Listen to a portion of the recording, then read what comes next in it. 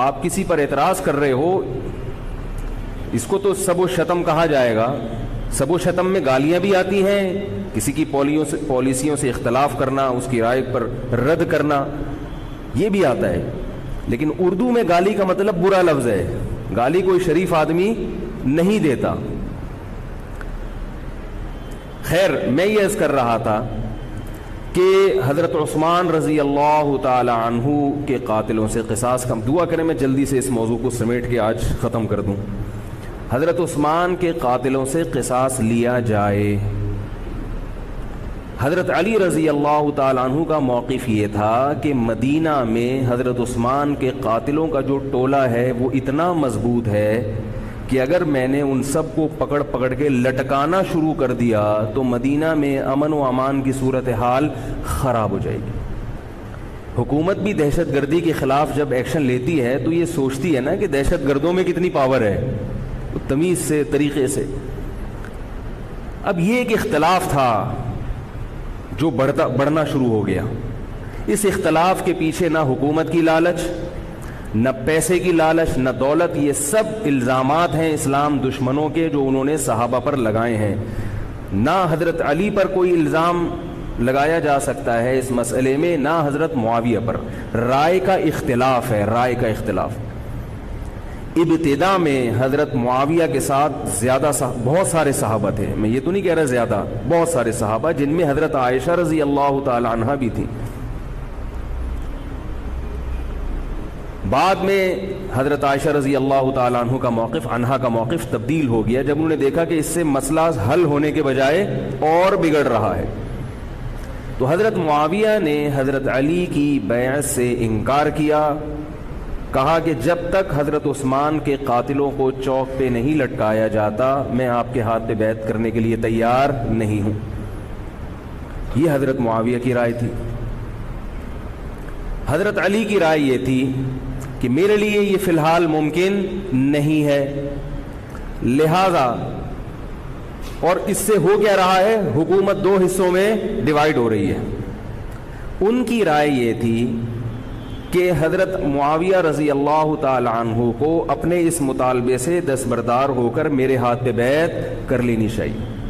اور قرآن کا حکم ہے وَإِن طَائِفَتَانِ مِنَ الْمُؤْمِنِينَ اقْتَتَلُوا فَأَصْلِحُوا بَيْنَهُمَا فَإِن بَغَتْ إِحْدَاهُمَا عَلَى الْأُخْرَى فَقَاتِلُوا الَّتِي تَبْغِي حَتَّى تَفِيءَ إِلَى أَمْرِ اللَّهِ، کہ اگر مسلمانوں کا کوئی فریق بغاوت پہ اتر آئے، حکومت وقت سے لڑائی کرے، قاتل التی تبغی، تو جو طبقہ حکومت کو تسلیم نہیں کر رہا یا حکومت کے خلاف بغاوت کر رہا ہے اس سے قتال کرو.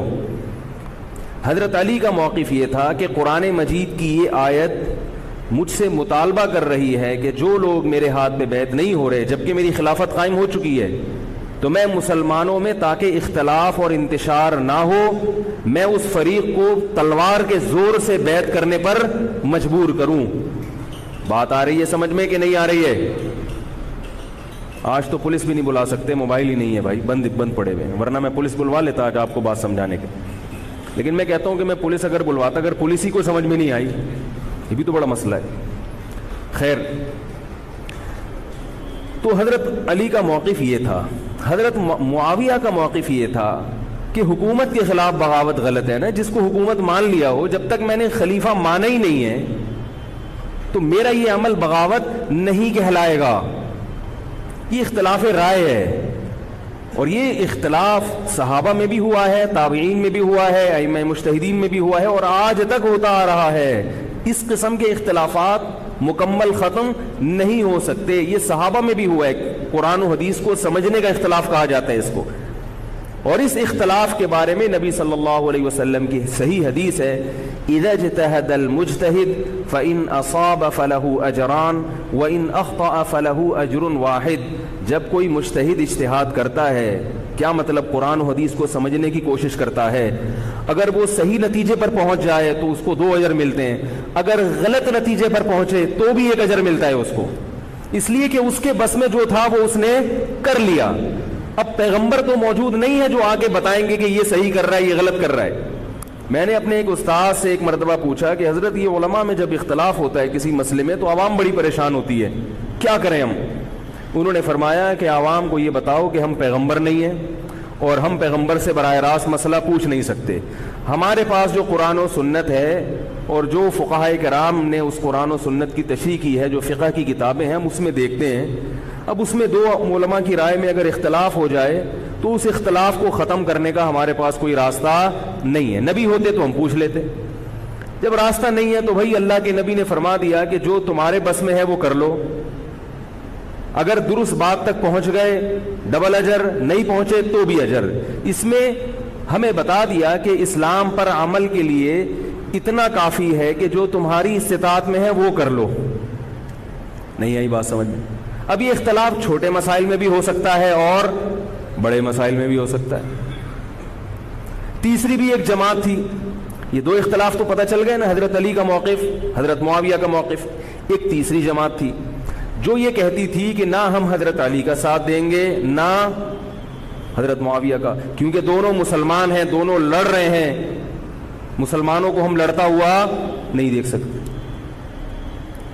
ان کا موقف تھا حضرت علی رضی اللہ تعالیٰ عنہ ایک صحابی کے پاس گئے اور ان سے کہا کہ آپ میری جماعت میں شامل ہوں اور اہل شام کے خلاف میرے ساتھ مل کے لڑیں. وہ صحابی گئے کہ لکڑی کی تلوار اٹھا کے لائے. انہوں نے کہا کہ میں نے رسول اللہ صلی اللہ علیہ وسلم سے سنا ہے کہ فتنے کا دور ہوگا، مسلمان آپس میں لڑیں گے، تو تم اس وقت اپنی تلوار کو لکڑی کی بنا لینا. لکڑی کی تلوار کا مطلب جو کسی سے لڑنے کے کام نہ آئے. میں تو نہیں لڑ سکتا.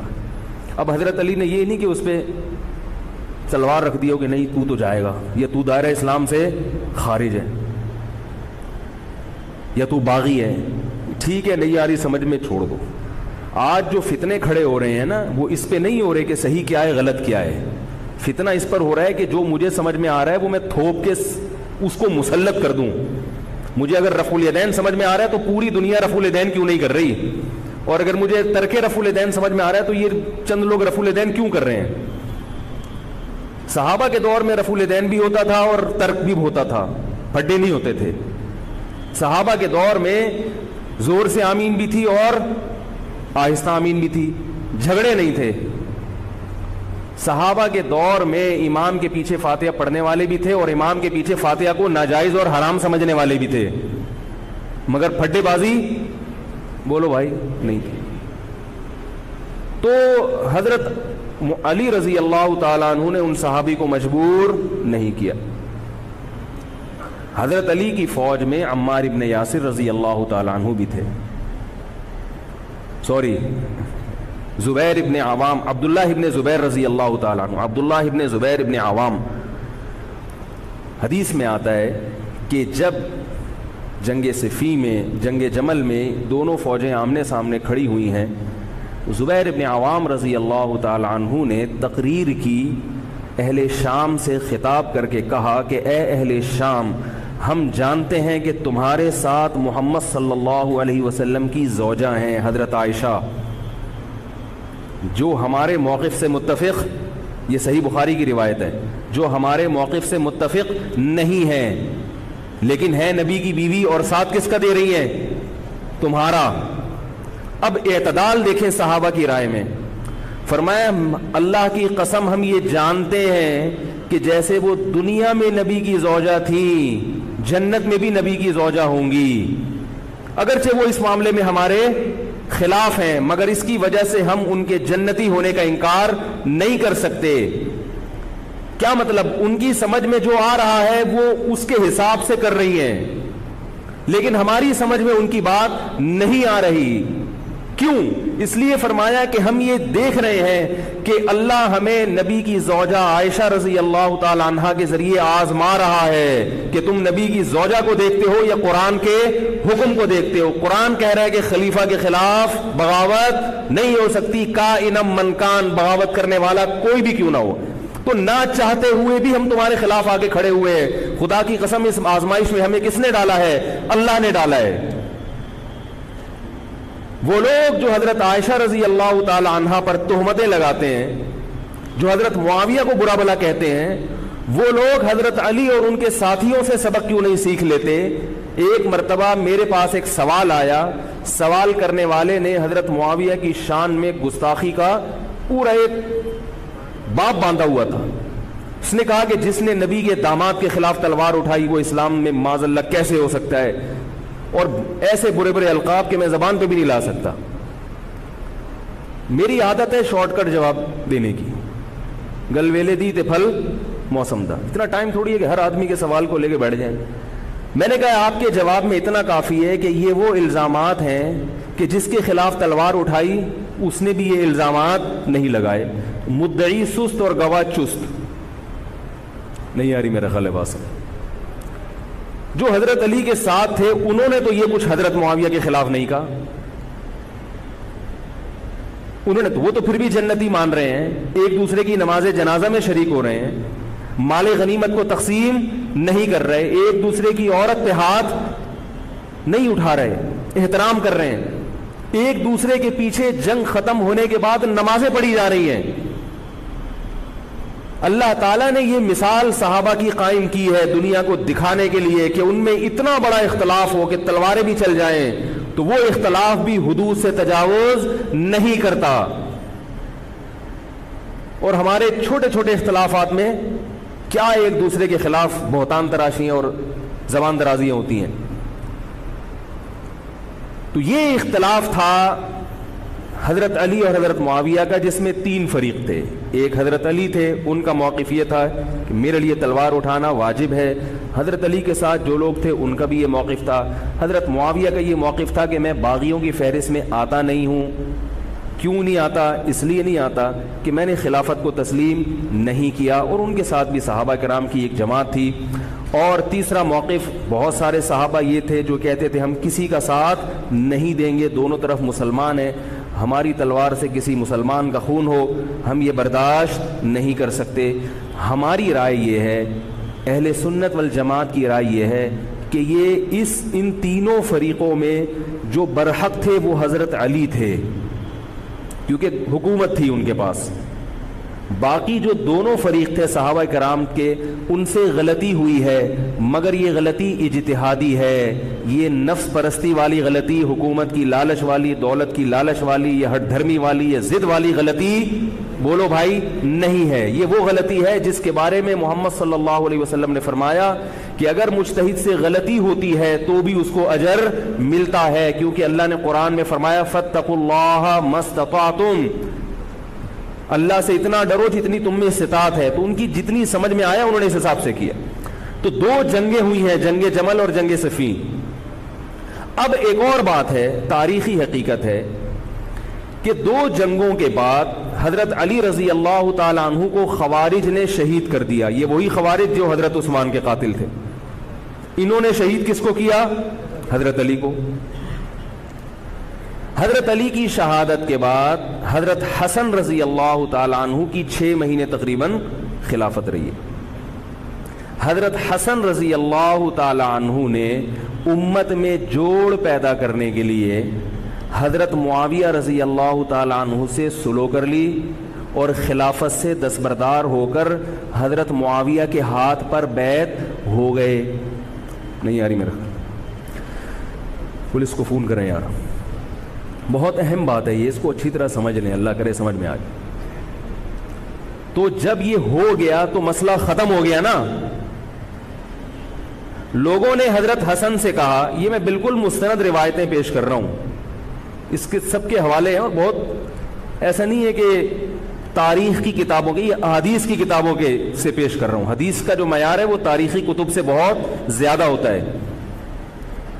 لوگوں نے حضرت حسن سے یہ کہا کہ یہ تو عار اور ذلت کی بات ہے کہ آپ کے والد نے جس کے خلاف 2 جنگیں لڑی ہوں، تو آپ اپنے والد کی جس سے دشمنی رہی ہو، بیٹا اس سے بیعت ہو رہا ہے۔ ہمارے ہاں اس کا تصور ہے؟ سیاسی لوٹے ہمارے ہاں بہت ہیں، مگر وہ بھی دنیاوی مفاد میں دائیں بائیں لڑکتے ہیں، آخرت کی خاطر کوئی اپنے عہدے سے دستبردار ہو جائے یہ نہیں ہوتا۔ حضرت حسن اہل بیت میں سے ہیں۔ حضرت حسن بیعت ہو گئے کس کے ہاتھ پر؟ حضرت معاویہ۔ لوگوں نے کہا یہ عار اور ذلت کی بات ہے، تو حضرت حسن کے وہ تاریخی الفاظ ہیں کہ میں دنیا کی ذلت کو جہنم کی آگ پر ترجیح دیتا ہوں۔ کیا مطلب؟ میں مسلمانوں کو آپس میں لڑتا ہوا نہیں دیکھ سکتا، میں نہیں لڑتا ہوا دیکھ سکتا۔ اب کوئی اس بیس پر حضرت علی پہ الزام لگائے کہ اس کا مطلب وہ لڑتا ہوا دیکھ سکتے تھے، بھائی ان کا جو موقف تھا، جو ان کی سمجھ میں آیا وہ انہوں نے کیا۔ حضرت حسن کا موقف اپنے والد کے موقف سے مختلف تھا، یہ اختلاف رائے ہو سکتا ہے۔ ان کا موقف یہ تھا کہ بھئی حضرت معاویہ حکومت کے اہل ہوں یا نہ ہوں یہ ایک الگ بحث ہے، اگر میں ان کے مقابلے میں متوازی حکومت قائم کروں گا تو پھر مطالبہ ہوگا حضرت عثمان کے قاتل سے قصاص، جو کہ ممکن نہیں ہے، اور پھر یہ لڑائی آگے چلے گی۔ بہتر ہے کہ دستبردار ہو جاؤ کہ حضرت آپ ہمارے خلیفہ ہیں، آپ ہمارے امیر ہیں۔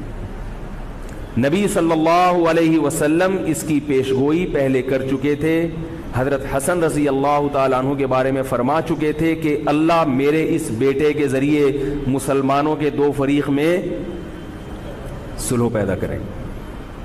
تو جو اہل بیت سے محبت کرنے والے لوگ ہیں ان کو بھی چاہیے کہ کوئی ایسا کام نہ کریں جس سے مسلمانوں میں دوبارہ سے اختلاف اور انتشار پیدا ہو جائے۔ جوڑ کی اہمیت شریعت میں زیادہ ہے۔ اب جب حضرت معاویہ کی خلافت قائم ہوئی ہے، حضرت معاویہ نے حضرت حسن رضی اللہ تعالیٰ عنہ کے اکرام میں کوئی کسر نہیں چھوڑی۔ اس پر متواتر روایات ہیں کہ حضرت معاویہ جتنا حضرت حسن کا اکرام کیا کرتے تھے اتنا کسی کا اکرام نہیں کرتے تھے۔ بہت زیادہ آپ کو عزت دی حضرت معاویہ رضی اللہ تعالیٰ عنہ نے۔ حضرت معاویہ کے بعد یزید کی خلافت قائم ہوئی ہے، حکومت قائم ہوئی ہے۔ حضرت معاویہ صحابی رسول تھے، بہت سارے صحابہ کو آپ کے طریقہ حکومت پر اعتراض تھا، کیونکہ بہرحال باقاعدہ سلیکشن نہیں ہوئی تھی، لیکن پھر بھی صحابہ کرام نے جب حضرت حسن بیعت ہو گئے تو باقی کس کو اعتراض کا حق ہوگا بھائی۔ پھر حضرت معاویہ رضی اللہ تعالیٰ عنہ کے دور میں بہت جہاد ہوا ہے، اسلامی خلافت، ہمارا جو بر صغیر میں اسلام آیا ہے اس کا بہت بڑا حصہ حضرت معاویہ کے دور میں اسلام آیا یہاں۔ حضرت معاویہ کے بعد جب یزید خلیفہ بنا ہے مسلمانوں کا تو بہت سارے صحابہ نے یزید کے ہاتھ پہ، بہت سارے تو نہیں چند صحابہ نے یزید کے ہاتھ پر بیعت کرنے سے انکار کر دیا۔ وہ اتنے تھوڑے صحابہ ہیں جن کو انگلیوں پہ گنا جا سکتا ہے، جن میں حضرت حسین بھی تھے، حضرت حسن نہیں، حضرت حسن کے بھائی، بولو بھائی، حضرت حسین۔ جمہور صحابہ کا موقف یہ تھا کہ یزید کا طریقہ خلافت اگرچہ غلط ہے، طریقہ حکومت اگرچہ غلط ہے، مگر رسول اللہ صلی اللہ علیہ وسلم کی صحیح احادیث موجود ہیں۔ نبی صلی اللہ علیہ وسلم نے فرمایا، صحیح بخاری کی حدیث ہے، اسمعوا واطیعوا ولو سلط علیکم رجل حبشی کأن رأسہ ذبیبہ۔ آپ صلی اللہ علیہ وسلم نے فرمایا، سنو اور اطاعت کرو، اگرچہ تم پر کوئی حبشی غلام مسلط کر دیا جائے جس کا سر کشمش کی طرح پچکا ہوا ہو۔ کیا مطلب؟ سلیکشن نہیں ہوئی بلکہ زبردستی مسلط ہو گیا کسی بھی طرح سے، اور جو مسلط ہوا وہ کسی بھی لحاظ سے حکومت کرنے کا اہل نہیں ہے، غلام ہے۔ غلام کبھی بھی حکومت کا اہل نہیں ہوتا، اور غلام بھی حبشی، کالا کلوٹا، گوروں سے جس کو ویسے ہی تبھی نفرت ہو، بھائی ہم سارے سفید ہیں اور یہ ایک بلیک کہاں سے آ گیا دوسری قوم کا آدمی۔ انسان دوسری قوم کے آدمی کو قبول نہیں کرتا، قوم بھی دوسری، اور فرمایا شکل بھی اچھی نہیں ہے۔ بھائی حاکم کم از کم شکل کا اچھا ہو تو اطاعت کرتے ہوئے مزہ آتا ہے، شکل بھی اچھی نہ ہو تو آدمی کہتا ہے یار اس کی مانوں میں، عجیب سا ہے یہ فطرت ہے انسان کی۔ لوگ کوشش کرتے ہیں امام لائے تو شکل بھی اچھی ہو اس کی، یہ کوشش کرتے ہیں لوگ، امام میں پتہ نہیں کیا کیا دیکھ رہے ہوتے ہیں۔ تو کیا ہے، شکل بھی اچھی نہیں ہے اور عقل بھی نہیں ہے، سر پچکا ہوا ہے کس کی طرح؟ کشمش کی طرح۔ صحیح ہے بخاری کی حدیث۔ مطلب یہ کہ کسی بھی لحاظ سے نہ لک وائز اچھا لگ رہا ہے آپ کو، نہ اس کے اندر صلاحیتیں، مگر مسلط ہو گیا، کسی نے بھی مسلط کر دیا، تو آپ نے فرمایا اب اس کے خلاف بغاوت نہیں کرنی، اس کی اطاعت کرنی ہے۔ آپ کہیں گے یہ کیسا حکم ہے بھائی اسلام کا؟ ایک آدمی نا اہل ہے مگر اس کی مان کے چلو تو مروا دے گا. یہ اس لیے اسلام نے حکم دیا ہے کہ اس کے پاس پاور تھی تو مسلط ہوا ہے نا. کیا خیال ہے بھائی؟ تو اب جب اس کے خلاف چلو گے تو اس سے وہ ہٹنے والا نہیں ہے. وہ خون خرابہ کر دے گا, قتل و غارت کرے گا اور فساد پیدا کر دے گا وہ. کیونکہ اگر وہ کمزور ہوتا تو خلیفہ بنتا نہیں. وہ خلیفہ کی, حاکم کی ڈیفینیشن کیا ہے؟ جس کے پاس قوت نافذہ ہو. ایک دن ایک صاحب کہنے لگے مسلم لیگ کے دور میں, جنرل مشرف کے دور میں اس کو نہیں مانتا, میں اس کو نہیں مانتا. میں نے کہا آپ کے ماننے نہ ماننے سے کچھ نہیں ہوتا. وہ مسلط ہو گیا ہے, جس طریقے ہیلی کاپٹر سے آیا ہو یا فرشتے اس کو لائے ہوں. کیونکہ حاکم کی جو ڈیفینیشن ہے کہ جس کے پاس قوت نافذہ ہو. قوت نافذہ اردو کا گاڑا لفظ ہے. قوت نافذہ کہتے ہیں کہ جب وہ کچھ کہتا ہو تو کر کے دکھا سکتا ہو, چاہے فوج کے ذریعے, چاہے پولیس کے ذریعے, چاہے کسی بھی طریقے. ایک آدمی کو پوری قوم نے سلیکٹ کر لیا مگر اس کی سنتا کوئی نہیں ہے. وہ کچھ کہتا ہے تو اس کے منہ سے الفاظ نکل کے ہوا میں تحلیل ہو جاتے ہیں. چلتی کسی اور کی ہے, وہ جو کہتا ہے کر کے دکھا دیتا ہے. تو اصل حاکم کون ہے؟ جو کہتا ہے اور کر کے دکھا دیتا. اب یہ ایک الگ بحث ہے کہ یہ ظالم ہے, یہ غلط طریقے سے آیا ہے.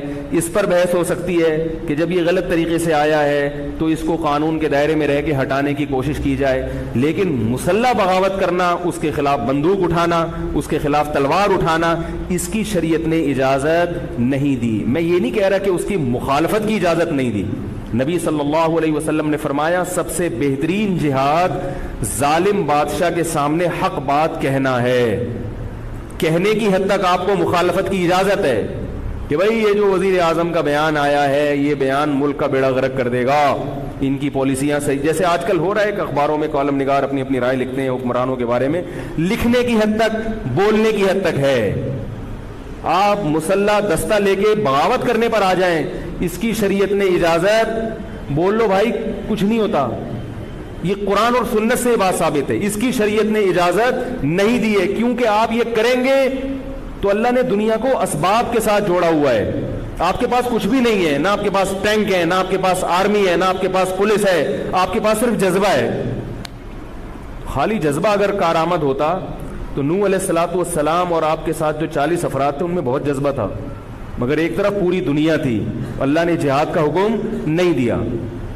اللہ تعالیٰ نے اس دنیا کو صرف جذبات کے ساتھ یا ایمان کے ساتھ منسلک نہیں کیا, اس دنیا کو دارالاسباب بنایا ہے.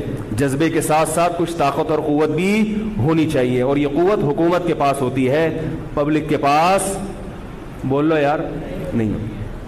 اگر پبلک کے پاس ہے تو وہ بھی حکومت کی پالیسیاں ہوتی ہیں کہ یہ بھی لیاری گینگ رہنے دو تھوڑے دنوں کے لیے, ان لوگوں کے پاس تھوڑا سا کلاشن کوفے رہنے دو, حکومت جب چاہے غائب کر دے. یہ جو کلاشن کوفے لے کے لوگ گھوم رہے ہوتے ہیں نا اور بتا رہے ہوتے ہیں ہم امام مہدی کا لشکر ہیں, یہ سب گورنمنٹ کے لوگ ہوتے ہیں. آئی بات سمجھ میں؟ گورنمنٹ کی طرف سے ان کو پرمٹ ملا ہوتا ہے, ورنہ آپ چاقو لے کے بھی, جو خنجر ہے نا وہ بھی لے کے ذرا گھوم کے دکھاؤ. تو جو بھی امام مہدی کا لشکر کا دعویٰ کر رہا ہے اور کہہ رہا ہے میں یوں کر دوں گا, میں یوں کر دوں گا, میرے ساتھ آ جاؤ, تو سمجھ لو گورنمنٹ نے اس کو خود ہی بٹھایا ہوا ہے.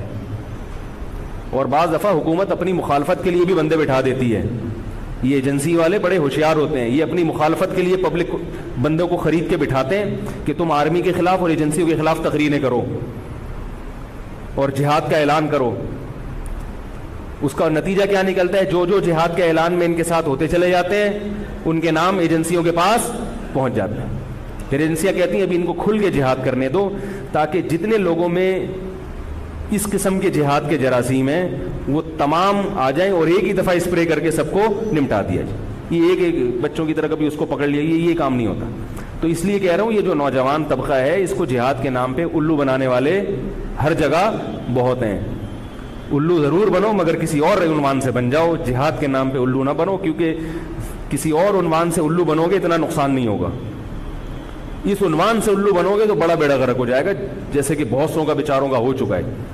تو میں یہ عرض کر رہا تھا کہ نبی صلی اللہ علیہ وسلم کی صحیح حدیث ہے, اسی طرح صحیح ہے مسلم کی حدیث ہے, آپ صلی اللہ علیہ وسلم نے حاکم کی اطاعت کا حکم دیا.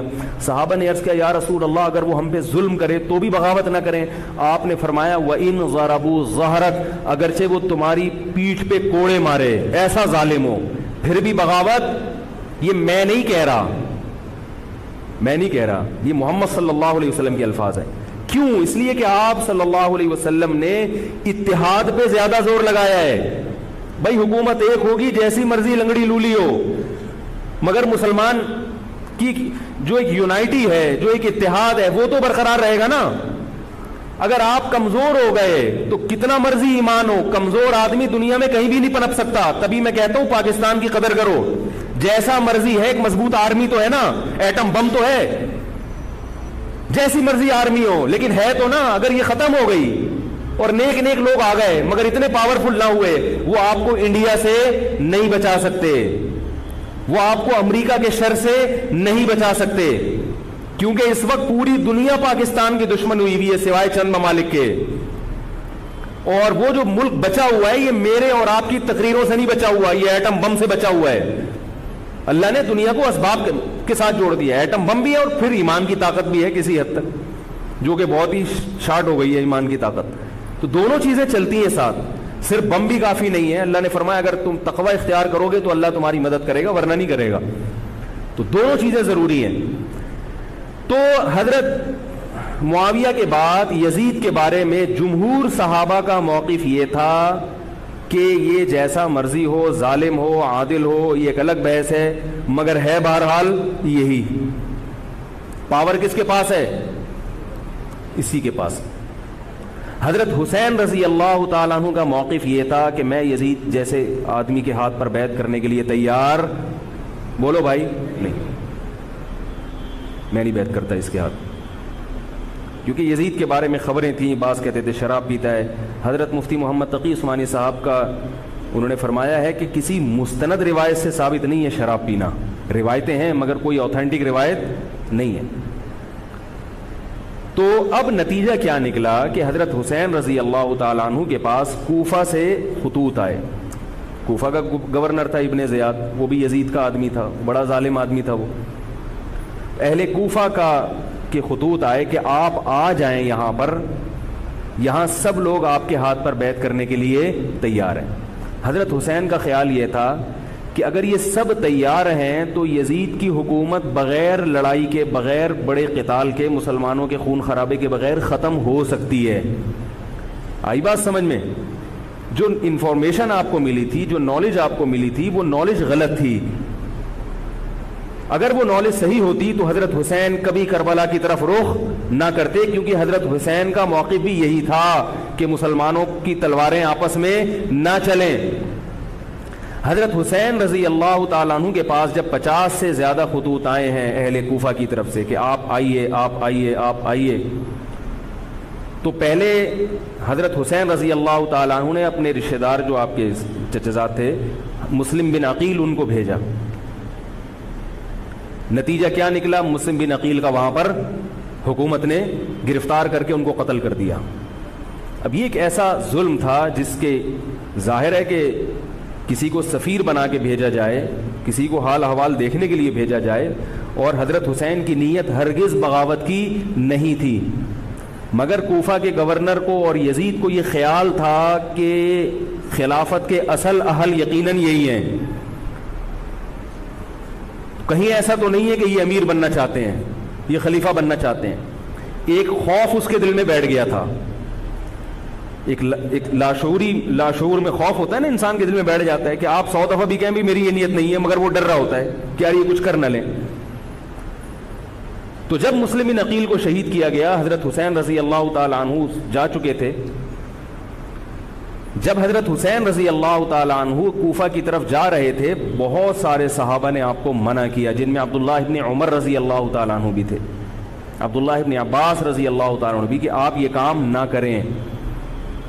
بعض نے تو کہا کہ ہمیں آپ کی شہادت کا یقین ہے، کیونکہ جس حالات میں آپ جا رہے ہیں حکومت یہ سمجھے گی کہ بغاوت کرنے آ رہے ہیں، لہذا وہ آپ کو کیا کرے گی؟ اس بیس پہ قتل نہیں کرے گی کہ آپ نواسہ رسول ہیں، کیونکہ وہ بھی مسلمان تھے.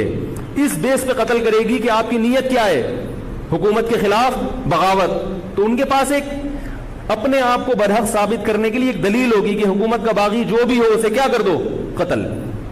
رسول اللہ صلی اللہ علیہ وسلم نے فرمایا، صحیح حدیث ہے، کہ جب مسلمان کسی ایک امیر پہ جمع ہو جائیں تو اس کے خلاف جو بھی اٹھے نبی نے فرمایا اس کو قتل کر دو، کائنم من کان، چاہے وہ اس کے خلاف اٹھنے والا کتنا ہی نیک کیوں نہ ہو. یہ حدیث کے الفاظ ہیں. حضرت حسین کا موقف یہ تھا کہ میں نے ابھی تک یزید کی خلافت اور حکومت کو تسلیم نہیں کیا، لہذا میں اس وعید میں داخل نہیں ہوں.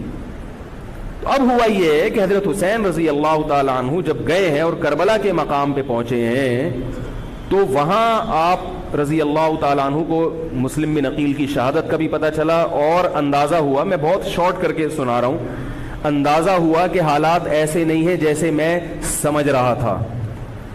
عبید اللہ جو ابن زیاد تھا بدبخت، اس نے حضرت حسین کو یہ کہا کہ بغیر کسی شرط کے حضرت حسین کو گرفتار کر کے لاؤ اور میرے ہاتھ پر بیعت کراؤ.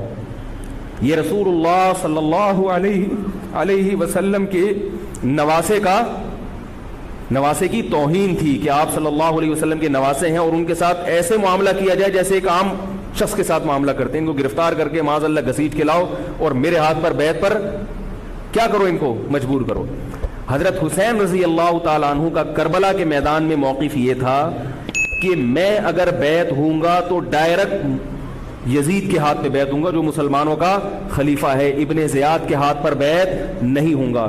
یہ بھی اس تاریخ کا ایک اہم پہلو ہے کہ حضرت حسین نے کوفہ جانے کا ارادہ ترک کر دیا اور کربلا سے شام جانے کا آپ رضی اللہ تعالیٰ عنہ نے ارادہ کر لیا. اور بعض مورخین نے لکھا ہے کہ حضرت حسین جو واپس آ رہے تھے تو وہ کربلا سے گزر رہے تھے، وہ واپسی کا راستہ ہی شام کا راستہ ہے. نہیں یاری بات میرا خیال ہے سمجھ، وہ جس ٹریک پر چل رہے تھے وہ راستہ کون سا ہے، وہ شام کو جاتا ہے. یہ اس کی علامت ہے کہ آپ یزید سے ملاقات کے لیے، مذاکرات کے لیے تیار بولو بھائی ہو چکے تھے کہ میں